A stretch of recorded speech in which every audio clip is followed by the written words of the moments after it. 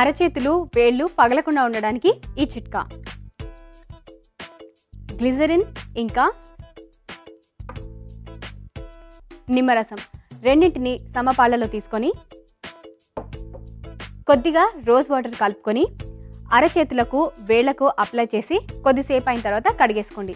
ఇలా కొన్ని రోజులు చేస్తే చేతులు పగలకుండా ఉంటాయి. హెపటైటిస్, టైఫాయిడ్ రెండు చాలా పెద్ద జబ్బులే. అయితే వీటి వైద్యానికి ఎక్కువ ఖర్చు కూడా అవుతూ ఉంటుంది. ఈ రెండు జబ్బులు రాకుండా ఉండడానికే ఈ చిట్కా.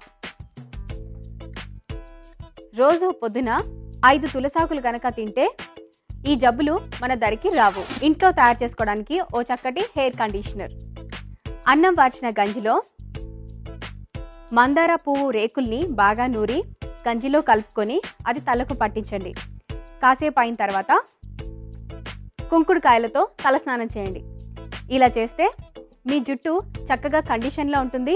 అంతేకాకుండా ఒత్తుగా నల్లగా కూడా పెరుగుతుంది. మీకు స్కిన్ ఎలర్జీస్ రాకుండా చర్మం కాంతివంతంగా ఉండడానికి ఈ చిట్కా. కొద్దిగా గంధం పొడిలో కొద్దిగా ముల్తానీ మిట్టి రెండింటిని సమపాళ్లలో కలుపుకొని అందులో కొద్దిగా కొబ్బరి నీళ్లు ఇంకా రోజ్ వాటర్ కలిపి పేస్ట్గా చేసి దీన్ని ఫేస్ ప్యాక్లా అప్లై చేయండి. ఆరిన తర్వాత కడిగేసేయండి. వారానికి 2 సార్లు ఇలా చేస్తే మీ స్కిన్ కాంతివంతంగా ఉంటుంది. వేపాకు చక్కటి ఔషధ గుణాలు ఉంటాయని మనందరికీ తెలుసు. అయితే వేపాకుని బాగా నూరి దీన్ని వేడి చేసి వెచ్చగా ఉన్నప్పుడే వెనుకులకి వాపులకి కట్టుకడితే గనక మంచి ఫలితం ఉంటుంది. చపాతీలు మృదువుగా సాఫ్ట్గా ఉండాలి అంటే ఈ చిట్కా ఫాలో అయ్యి చూడండి.